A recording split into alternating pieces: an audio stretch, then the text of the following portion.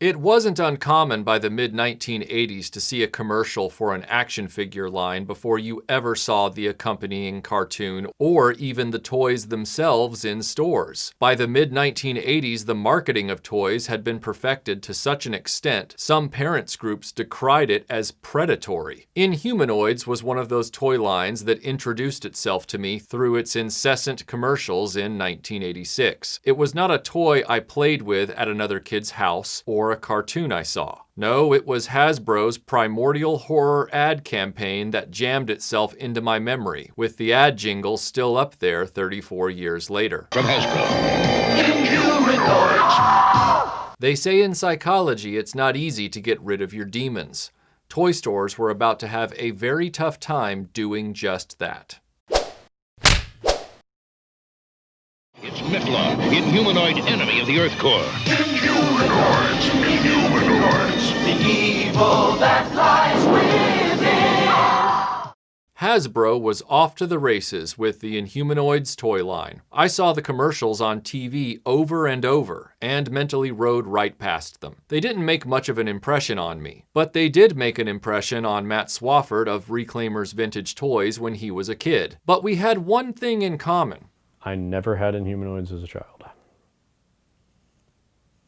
I never got them. Part of my love of this line is that I never had them as a child. I feel like with a lot of toy collectors, there's a lot of wish fulfillment. It's getting that thing you never got to get. It's the same thing that makes a guy going through a midlife crisis go out and buy a Corvette. He always wanted one, he could never have one. Finally, he gets to the point where it's like, you know what, I'm gonna get that. I didn't immediately rush out and get them when I turned 18, but as a collector, it's a small line, so it's relatively easy to collect. They're harder to find, but when I got that first one, I was like, oh yeah, this is what I was missing out on as a kid, you know. My first encounter with the Inhumanoids figures was seeing Liquidator hanging on the pegs at Circus World. Between his doofy exosuit and his tiny head, I was immediately repulsed. Why would I want this thing? Why would I buy this when I could get another G.I. Joe or Mask vehicle? Hey ladies, my name's John, but people call me Liquidator. Care to taste a few squirts from my gun? Ew! I get that they come with helmets, so assuming you don't lose the helmets, you can keep the teeny tiny heads covered up. But the figures are chunky, awkward, and out of scale with most of the major toy lines of the period. Hasbro made the four main scientists: Herc, Augur, Liquidator, and Bright. Dr. Bright looks like Alfred E. Newman from the cover of Mad Magazine. Augur's entire design looks like he's wearing a suit made from discarded foreskin. And they all look like extras in the Beetlejuice waiting room.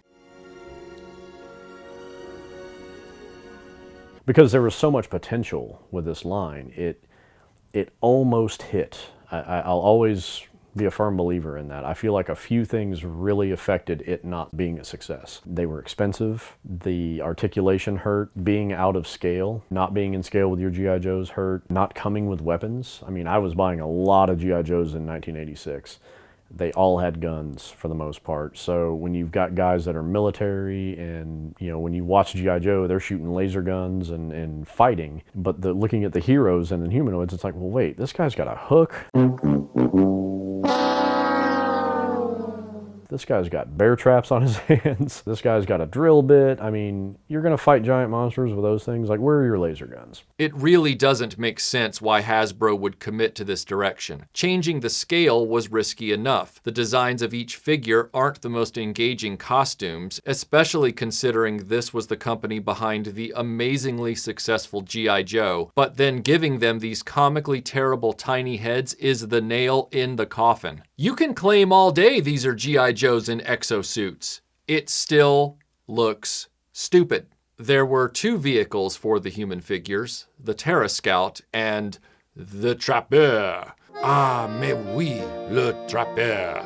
No, seriously, why is it spelled like that? Between the two, they accommodated all 4 figures, so they had that going for them. But otherwise, they're rather forgettable plastic sleds. The monsters were the bulk of the line, and they are what people remember about Inhumanoids if you remember anything at all. The starting lineup of monsters are the main 3: Metlar, Tendril, and Decompose. Metlar is the giant demon guy. He could be Satan. He's made from a massive shell of brittle, hollow plastic, and his legs are his biggest weakness in terms of usability. As the hip joints loosen up, Metlar doesn't stay upright under his considerable weight. His arms are attached through his torso by some kind of rubber or elastic banding, so I don't want to torque them too much. You also have to watch out for Metlar's head. It's possibly the most fragile part of the entire Inhumanoids toy line, made from that brittle gold plastic. The tabs break easily underneath the neck, so many Metlars have broken heads.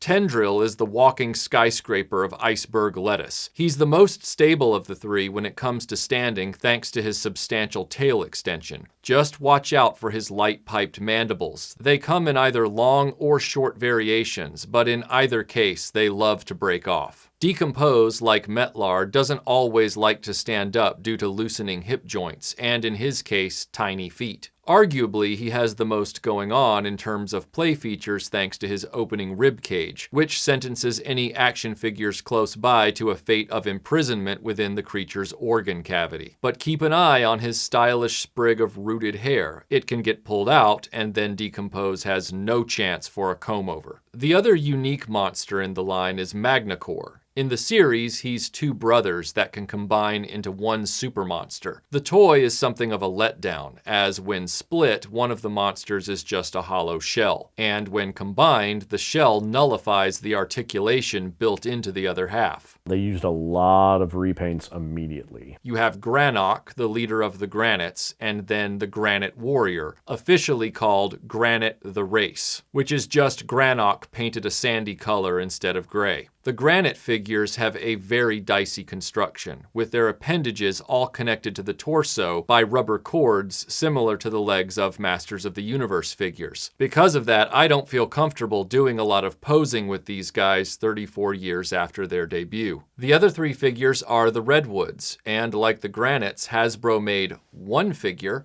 and then repainted it multiple times to make 3 distinct characters. The dark orange one is Redlin, the medium orange one is Redson, and the gray version is the standard Redwood Warrior, officially called Redwood the Race. So Hasbro gave kids 3 plastic trees to play with. You can start to see why there wasn't much appeal. I like trees.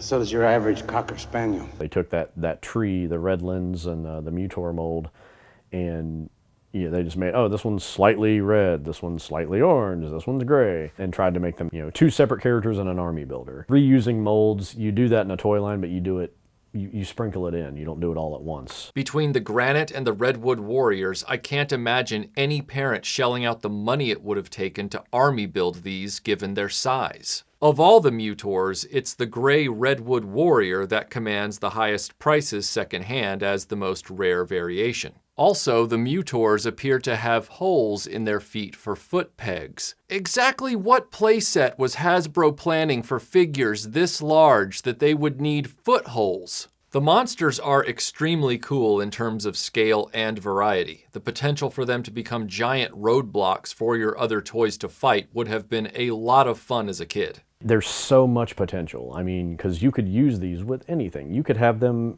fight Voltron. I mean, they were the right scale. As many different iterations as Voltron as we've gotten, how many giant monsters have they gotten to fight?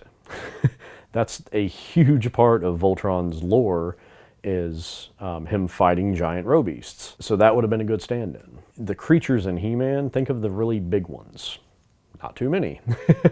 So that would have been a perfect, stand-in. You could have your Lego guys fight these things. They were the perfect, big bad. And that was a big part of the 80s, was that there were so many different toy lines, especially at this time, at 85, 86, it was just an explosion of new ideas. That was part of the allure, is that you could, especially when things were in scale, your Star Wars guys could play with your Lone Ranger figure, or your G.I. Joes, or Indiana Jones, or, Crystar. You could intersect those lines. When scales were too far this way or that way, it hurt.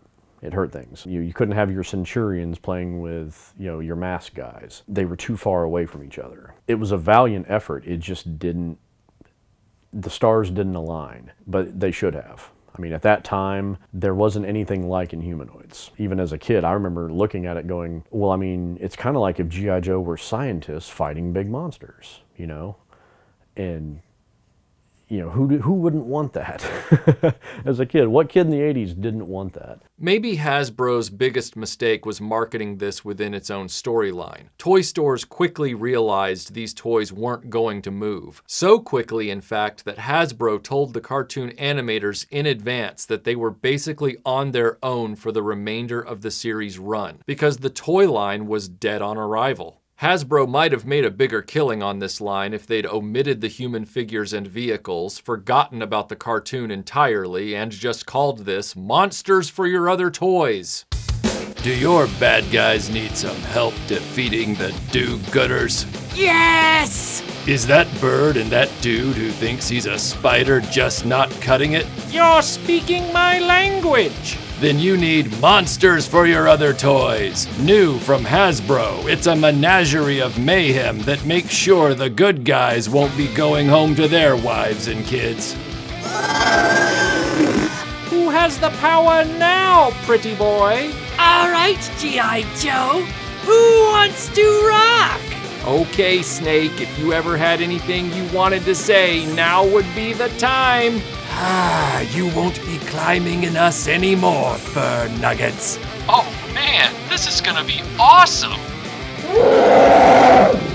I don't think we're gonna win this one, team. That's okay, Keith. We'll just go to the hospital planet for a while. And we'll get to see Sven while we're there. Hunk, there's something I never told you about that. There is no hospital planet. I made that up. You mean Sven is actually Monsters for Your Other Toys from Hasbro. Hope you enjoyed that, everybody. If you want to see more videos about Inhumanoids, you can watch part 1 of this feature here. Or if you'd like to watch videos about Hasbro's actual success, G.I. Joe, you can watch our G.I. Joe playlist here. And now I'm gonna go figure out how I turned into a Lego man.